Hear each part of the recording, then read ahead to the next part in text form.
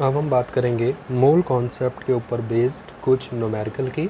तो इसमें आपसे कहा गया है calculate the number of atoms in each of the following. ठीक है, सबसे पहले किसमें 52 मोल ऑफ आर्गन में कितने आर्गन एटम होंगे।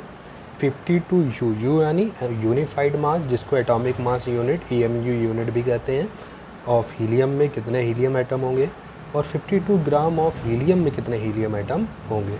ठीक है, तो चलिए इसको वन बाय वन करते हैं। तो फर्स्ट क्या कहा गया है, 52 मोल्स ऑफ आर्गन में कितने आर्गन एटम होंगे। ठीक है, तो अभी हमने बताया कि 1 मोल एटम का क्या मतलब होता है, 6.022 इंटू 10⁻23 एटम, ये मतलब होता है।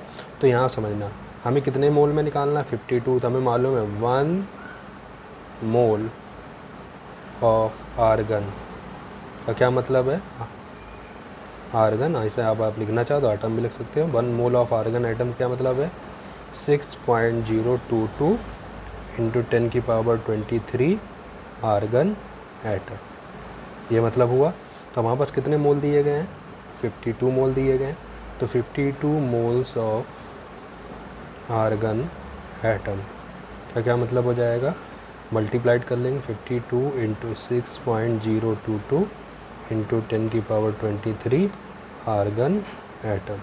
ठीक, अब आप इसका क्या कर लो, मल्टीप्लाई कर लो, और मल्टीप्लाई करके देखेंगे ये वैल्यू आपकी कितनी आ जाएगी। मल्टीप्लाई करा इसका, ये वैल्यू आपकी आ जाएगी 313.144 इंटू 10⁻23। ठीक, एटम या आर्गन एटम। ठीक है, अब इसको चाहे तो आप थोड़ा पॉइंट शिफ्ट कर लीजिए, तो इसको 1 पॉइंट 2 पॉइंट कहाँ, राइट से लेफ़्ट की तरफ शिफ्टिंग करिए, और ऐसा करने पर जो पावर होती है वो आपकी पॉजिटिव वैल्यू के साथ बढ़ती है, यानी कितना हो जाएगा 3.13144 इंटू 10 की पावर कितने डिजिट हमें शिफ्ट करी, 2 डिजिट, यानी कितना हो गया 25 आर्गन एटम। ठीक, तो ये आपका फर्स्ट पार्ट है। इसी तरह सेकंड में क्या कह रहा है, 52 U ऑफ हीलियम। ठीक है, 52 U ऑफ हीलियम, यानी आपको मालूम है कि हीलियम का जो एटॉमिक मास होता है वो कितना होता है 4, यानी कि 4 U ऑफ हीलियम का मतलब 1 हीलियम एटम, ये हुआ ना कितना 4 U का मतलब। तो 1 U का मतलब कितना हो जाएगा, 1 U ऑफ हीलियम, तो आप क्या कर लोगे 1/4 हीलियम एटम। ठीक है, तो हमें कितने निकालना है U में, यूनिफाइड मास में 52, तो 52 U ऑफ हीलियम कितना हो जाएगा 52/4 हीलियम एटम। इसको डिवाइड कर लेते हैं, डिवाइड करने पर कितना आ जाएगा 13 हीलियम एटम, यानी 52 यूनिफाइड मास ऑफ हीलियम का मतलब 13 हीलियम एटम होंगे। ठीक है, फिर नेक्स्ट आपका क्या है, तीसरा वाला, उसमें कहा गया है 52 ग्राम ऑफ हीलियम। ठीक, तो अभी हमने आपको बताया था जब आपको कभी क्वांटिटी किसमें दे दी जाए, ग्राम में, ठीक है, ग्राम एटॉमिक मास यानी मास यूनिट में, तो पहले उसका कहाँ करना होगा, उसको हमें मोल में कन्वर्ट करना होगा। ठीक है, तो आप क्या लिखेंगे 52 ग्राम ऑफ हीलियम, ठीक, इज इक्वल टू कितना हो जाएगा, अब तो हमें क्या लिखते हैं given mass upon molar mass, यानी गिवन मास यानी कितना है 52 अपॉन मोलर मास कितना होता है हीलियम का, अभी हमने बताया आपको, यानी एटॉमिक मास हो जाएगा इसका, तो वो कितना है 4। ठीक, तो ये किसमें कन्वर्ट हो गया, मोल में, हीलियम एटम। ठीक है, यानी 52 ग्राम ऑफ हीलियम एटम मतलब कितने मोल हीलियम एटम, इतने हीलियम एटम, यानी इसको सॉल्व कर लेंगे तो कितना आ जाएगा 13 मोल हीलियम एटम। और 1 मोल हीलियम एटम का कितना क्या मतलब होगा 6.022 इंटू 10⁻23, तो 13 मोल का क्या मतलब होगा, तो हम लोग क्या करेंगे 13 इंटू 6.022 इंटू 10⁻23 हीलियम एटम। अब हम क्या कर लेंगे, इसका मल्टीप्लाई कर लेंगे, मल्टीप्लाई करने पर जो आपका आ जाएगा 78.286 इंटू 10⁻23 हीलियम एटम। ठीक है, अब इसको हम पॉइंट को थोड़ा शिफ्ट कर रखते हैं, तो हमने इसको पॉइंट को शिफ्ट कर लेंगे, तो तो कितना हो जाएगा 7.8286 इंटू एक डिजिट शिफ्ट करिए तो एक पावर बढ़ जाएगी, यानी कितना हो जाएगा आपका 24 हीलियम एटम। ठीक, तो इस तरह से आपका न्यूमेरिकल बनता है जिसमें आपको नंबर ऑफ एटम कैलकुलेट करने होंगे। क्वांटिटी आपको मोल में गिवन हो सकती है, यूनिफाइड मास के फॉर्म में गिवन हो सकती है, या ग्राम मास में भी आपको गिवन हो सकती है। ठीक है, तो ये एक टाइप का न्यूमेरिकल था। इसी तरह से हम सेकेंड टाइप न्यूमेरिकल को भी देखेंगे।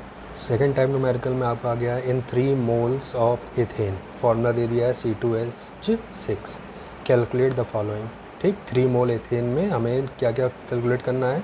Number 1 number of mole of carbon atom, ठीक। Number 2 number of mole of hydrogen atom. Number 3 number of molecules of ethane. तो समझना, मोल से मोल में पूछ रहा है तो एक मोल में कितने होंगे, ठीक, और 3 मोल में कितने होंगे, तो हम लोग क्या करेंगे, उसे मल्टीप्लाई कर लेंगे। ठीक, तो मोल से मोल में पूछ रहा है, ना कि आपसे पूछ रहा है कि कितने एटम होंगे।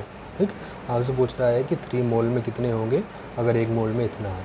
ठीक है, तो ध्यान दीजिए क्वेश्चन में क्या कहा गया है। तो हमें क्या देखना होगा, इन 1 मोल ऑफ एथेन, ठीक है, नंबर ऑफ कार्बन एटम। तो एक मोल एथेन में नंबर ऑफ कार्बन एटम कितने हैं, कितने मोल कार्बन एटम है, 2 है ना, तो आप ये लिख दोगे 2 मोल, आप कर लेंगे नंबर ऑफ मोल ऑफ, क्योंकि मोल से मोल में पूछ रहा है आपसे, तो number of mole of carbon is item equal to 2 mole, ठीक है, कार्बन एटम। ठीक, तो हमें कितने मोल में पूछ रहा है, 3 मोल में, तो एक मोल में 2 है तो 3 मोल में कितने हो जाएंगे, तो in 3 mole of ethane number of mole of carbon atom is equal to कितना कर लेंगे 3 इंटू 2, यानी कितना आ गया 6 मोल कार्बन एटम। ठीक है, इसी तरह से ये फर्स्ट पार्ट था इसका। इसी तरह से सेकंड पार्ट में आपसे क्या कहा गया है, number of mole of hydrogen atom. तो देखो एक मोल में कितने मोल हाइड्रोजन है, 6, तो 3 में कितने हो जाएंगे 18, तो आप लिख दोगे इन 1 मोल ऑफ एथेन, ठीक है, number of mole of hydrogen atom. तो कितने मोल हाइड्रोजन होंगे, 6 मोल हाइड्रोजन एटम, कितने में, 1 मोल में। ठीक है, तो आपने फिर क्या देखेंगे, तो 3 में कितने हो जाएंगे, क्योंकि आपसे 3 में पूछ रहा है, तो in 3 mole of ethane number of mole of hydrogen atom equal to, तो क्या करना होगा 3 इंटू 6, यानी कितना आ जाएगा 18 मोल हाइड्रोजन एटम। ठीक है, ये आपका क्या था इसका सेकंड वाला। अब थर्ड वाले में क्या देखना होगा, हमसे कह रहा है number of molecules of ethane, number of molecules of ethane कितने में, 3 मोल में। तो एक मोल मॉलिक्यूल का क्या मतलब होता है, 6.022 इंटू 10 की पावर 23 मॉलिक्यूल, एक मोल मॉलिक्यूल। तो 3 मोल मॉलिक्यूल क्या मतलब होगा, 3 से मल्टीप्लाई कर लेंगे। ठीक है, तो number of molecules in 1 mole ethane is equal to 6.022 into 10 की पावर 23। ठीक है, तो हमें कितने में पूछ रहा है, number of molecules in 3 mole ethane. तो आपको क्या करना होगा, 3 इंटू 6.022 इंटू 10 की पावर 23 मॉलिक्यूल। अब आप इसका मल्टीप्लाई कर लेंगे, तो मल्टीप्लाई करने में कितना आ जाएगा जी आपका 18.066 इंटू 10 की पावर 23 मॉलिक्यूल, ठीक है, ऑफ एथेन।